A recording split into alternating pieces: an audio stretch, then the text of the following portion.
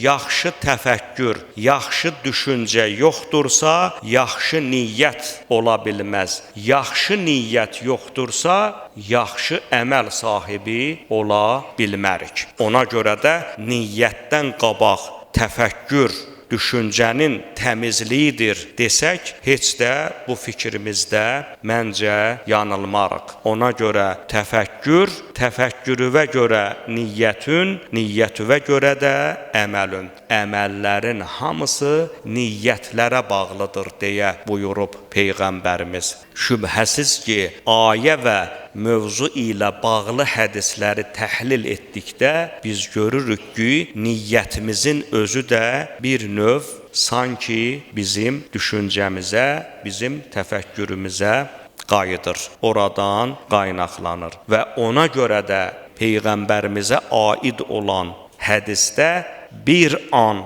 və ya bir saat düşünmək bir illik ibadətdən daha xeyirlidir deyə buyurur Peyğəmbərimiz. Deməli, əgər biz düşüncəyə dalarıqsa, kainatın, özümüzün, varlıqların bir sözlə ilahi qüdrətin mahiyyəti haqqında düşünəriksə, bu bizim niyyətimiz nəticəsində əməlimizi təmizləyəcək və buna görə də Peyğəmbər salavatullah buyurdu ki, bir saat düşüncə, bir saat təfəkkür, bir illik ibadətdən daha xeyirlidir buyurmaqdadır. Baxın, təkcə bu hədis kifayət eləyir ki, deyək, bizim bir il gecələri ibadət, namaz, gündüzləri oruç halında keçirməyimizdən daha üstün olmasını Peyğəmbərimiz bu hədisində buyurmuş olur. Xatırladım ki,